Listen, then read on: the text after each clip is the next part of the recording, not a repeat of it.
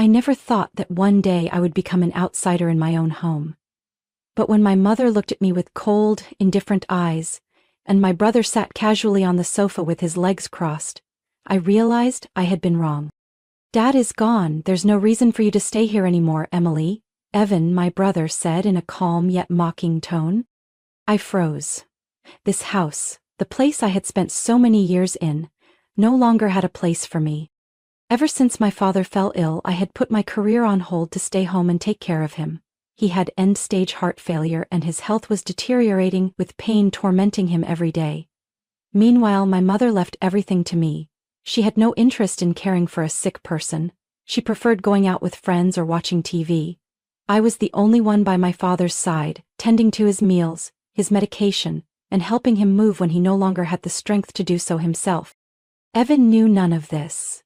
He had left home at 24, right after graduating from a prestigious university with a degree in finance. When he landed a job at a major corporation, he acted as if he had stepped into an entirely different world, one that no longer included this old house or the people in it. He cut off all contact, never calling, never checking in. And yet, now he was here, just as my father had passed away. I hadn't even had time to grieve when Evan and my mother began discussing how to divide the inheritance.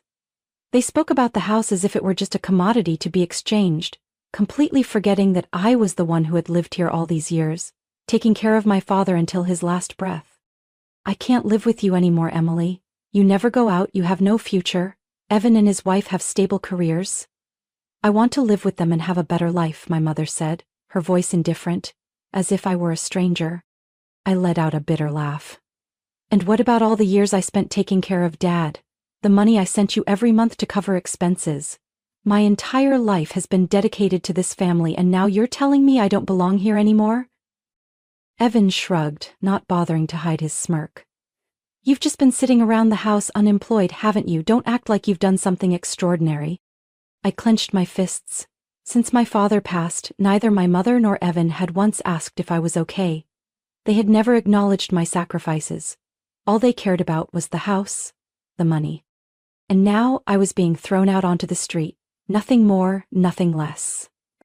I looked at them both, swallowing the lump in my throat. "Fine. I'll go. But don't ever expect my help again." My mother remained silent, while Evan smirked with satisfaction. I turned away and walked to my room to pack my belongings. Maybe it was time for me to let everything go. But I knew this wasn't the end. I pulled my suitcase out of the house in silence. When the door closed behind me, I knew I would never return. No one saw me off, not a single regretful glance from my mother or Evan. But I didn't need that. What I needed now was a fresh start. I rented a small room in an old apartment building. It wasn't spacious, it wasn't luxurious, but at least it was mine, a place where I wasn't looked down upon, where I wasn't treated like a worthless burden. Looking back at my journey, I was never useless. Since college, I had known that I couldn't rely on anyone but myself. I majored in economics, but I never had the ambition to work for a big corporation like Evan. I just wanted a stable life, to be able to take care of myself and my father. When my father fell ill, I realized I couldn't pursue a traditional office job. I needed a flexible source of income so I could be there for him. That's why I started looking into online business. At first, I sold small handmade items that I crafted myself, on e-commerce platforms. My first products didn't bring in much profit, but I didn't give up. I spent time studying the market, learning how to optimize my products, and promote them on social media. Gradually, I expanded my business, not just handmade items, but also working with suppliers to sell fashion and accessories. I wasn't doing it alone. I had a group of like-minded friends, people with knowledge in economics, management, design, and technology. Together, we built an online sales platform, which allowed us to scale up our business. This job allowed me to earn enough to support myself without having to leave home. I could be there for my father, take care of him every day, while still running my business. My father was proud of me. He knew how hard I had worked to balance my family responsibilities and my personal career. "Emily, you're truly amazing," he once told me. "You've done things that not everyone has the courage to do." His words became my motivation to keep going. But my mother was different. She never saw my work as something serious. To her, if I wasn't working at a prestigious company in a sleek office, then it wasn't considered success. "How much longer are you going to do this, Emily?" my mother once asked with disappointment. "Staying cooped up at home like this? How do you expect to get anywhere in life?" Even though I sent her money every month to help with household expenses, she still saw me as a drifter. She constantly compared me to Evan, the one with a stable job at a major company, the one she believed would bring honor to the family. I didn't argue. I didn't need my mother to validate my worth. But now, after being cast aside by both her and Evan, I knew I couldn't stay in the shadows forever. I needed to rise. Not to prove to them that I was capable, but to prove to myself that I could do it. I sat down at my small desk, opened my laptop, and looked over the plans I had made. I would grow my business even bigger. I wouldn't falter. And I would make them regret ever underestimating me. As time passed, I grew accustomed to living on my own. I poured all my time into expanding my online business, seeking new partnerships, and building my own brand. Since leaving my mother's house, I hadn't contacted her or Evan. I had no reason to. They were the ones who severed our relationship. But then, one day, I received an unexpected call. My phone screen lit up with my mother's number. I hesitated for a moment before finally picking up. "Emily, how have you been?" Her voice was unnaturally gentle, as if nothing had ever happened between us. I didn't answer right away. I stayed silent, waiting to hear what she really wanted. "Evan is getting married," she continued, her tone filled with excitement. "I'm so happy he finally found someone worthy. She's the daughter of a well-off family. They're wealthy and well-respected in society." I smirked. My mother was always so proud of Evan, as if he were the greatest treasure in the world. "Well, good for him," I replied flatly. I thought that would be the end of the conversation, but my mother quickly moved on to the real reason for her call. "Evan wants a perfect wedding, and you know a proper wedding costs a lot of money." She paused for a moment before continuing. "I think we should help him. You and I can each contribute a little." I let out a dry laugh. I knew it. "How much do you want me to contribute?" I asked directly. She hesitated briefly, then said, $50,000. My eyes widened. $50,000? "Yes, and I'll come up with another $50,000. That way Evan can have a solid start." I didn't know whether to be angry or amused by how ridiculous this request was. "And where exactly are you getting $50,000 from?" I asked. She hesitated.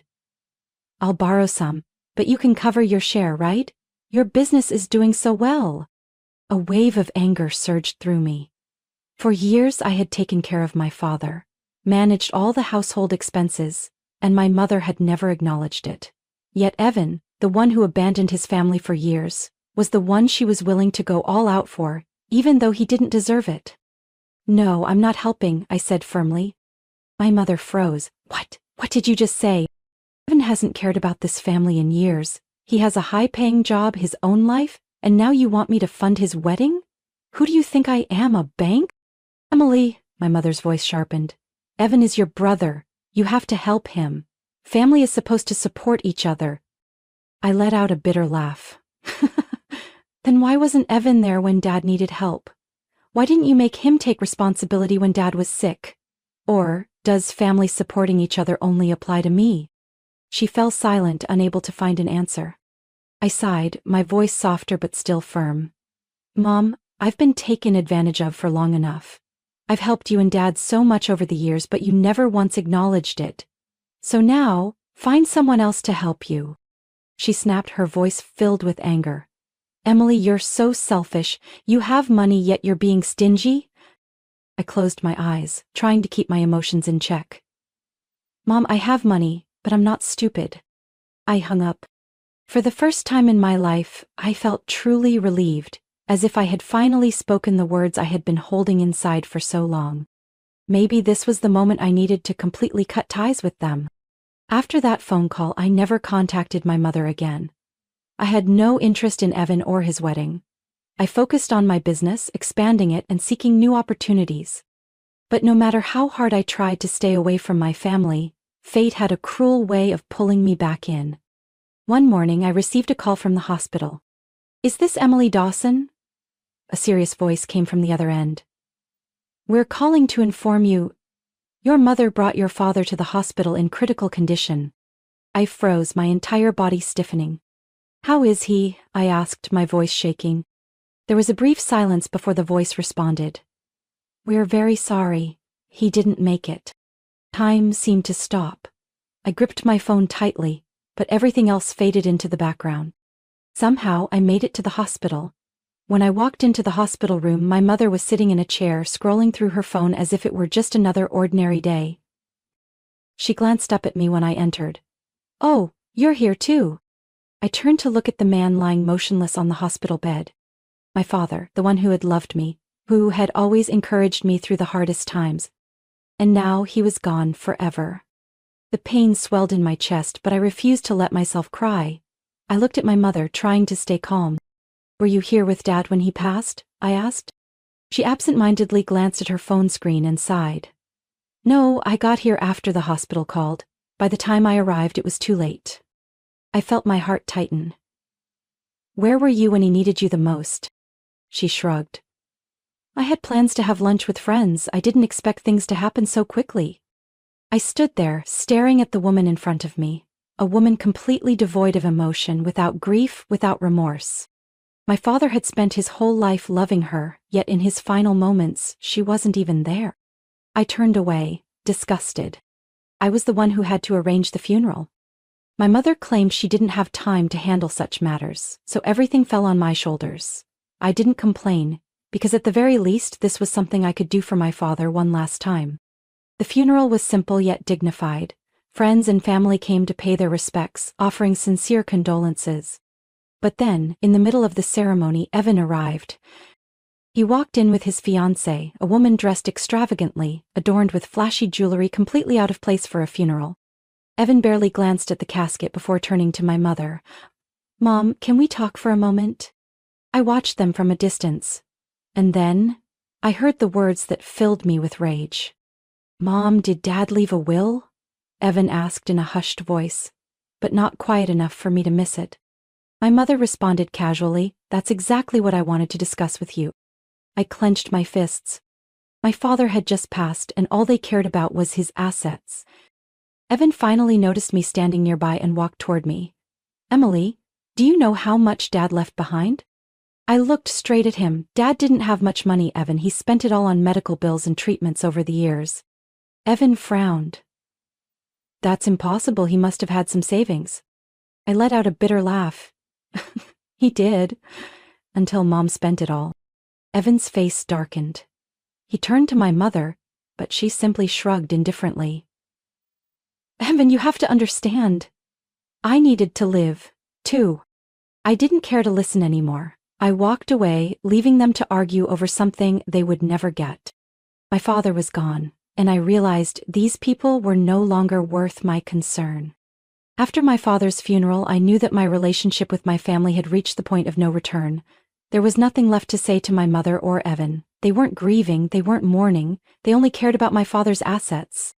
But they had no idea about the truth I had kept hidden all this time. They believed the house still belonged to my father and that after his passing it would automatically be theirs. But they were wrong. My father knew exactly what kind of people my mother and Evan were. He had seen Evan's indifference, had understood that my mother wasn't someone who could be trusted with money. So, before his health worsened, he transferred the house into my name. Legally, I had been the sole owner even before he passed away. I had never told them, until my mother and Evan came to find me. They sat across from me in the living room, their faces filled with anticipation. My mother took a sip of tea before speaking first. "Emily, what do you plan to do with the house?" she asked, her tone as if I were merely an outsider in this matter. Evan leaned back in his chair, arms crossed. "I think the best option is to sell it and split the money." I looked at them calmly, feeling the anger simmering inside me, but keeping my expression composed. "There's nothing to split," I said firmly. "This house belongs to me." The room instantly froze. Evan let out a mocking laugh. "What did you just say? Dad's house is supposed to be divided according to inheritance laws?" I crossed my arms and looked directly at him. "Dad transferred the house to me before he passed away. It belongs to me. It has nothing to do with inheritance." Evan and my mother's expressions changed instantly. My mother slammed her teacup down on the table, her eyes widening. What? I slowly pulled out the legal documents and placed them on the table. It's all here. If you don't believe me, you're welcome to check. Evan grabbed the folder, skimmed through the pages, then threw it onto the table in frustration. No way! Dad never told me about this. Because he didn't trust you, I said bluntly. He knew that if he left anything to you or Mom, it would be gone in no time. My mother's face turned pale, speechless. Evan, on the other hand, glared at me, his eyes filled with rage. After a long silence, my mother spoke, trying to compose herself. Emily, you can't do this to your family. You can't be this selfish. I let out a bitter laugh. Family? Do you remember who took care of Dad in his final years? Who made sure he had meals, took his medication, and paid most of the household bills? I did. Meanwhile, where was Evan, living in the city, enjoying his life without a care? My mother clenched her fists, but she had no argument against what I had just said. Evan gritted his teeth. So what are you going to do with the house?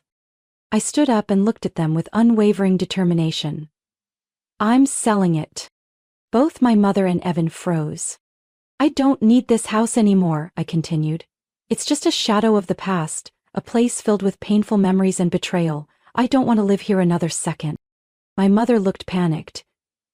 But if you sell the house, where will Evan and I go?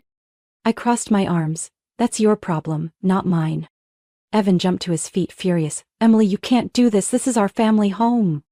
I stared at him coldly. Family? If you actually cared about family, you wouldn't have abandoned Dad when he needed you the most. Evan said nothing, but his glare was filled with resentment. I looked at my mother one last time. I've had enough. From this day forward, I have nothing to do with either of you. And with that, I turned and walked out of the room. I knew this decision would change everything. But I had no regrets. After selling the house, I had nothing tying me to the past anymore.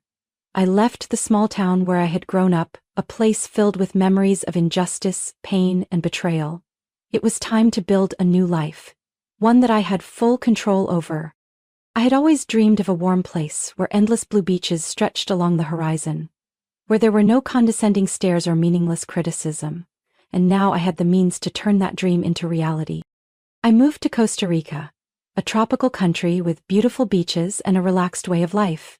I rented a small apartment near the coast where every morning I could hear the waves crashing against the shore, feel the cool ocean breeze, and experience a freedom I had never had before. At first, I continued running my online business. With just a laptop and an internet connection, I could manage everything from anywhere.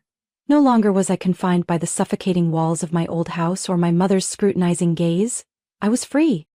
I started making time for myself, something I had never had the chance to do before. I learned to surf, took a local cooking class, and made friends with people from all over the world.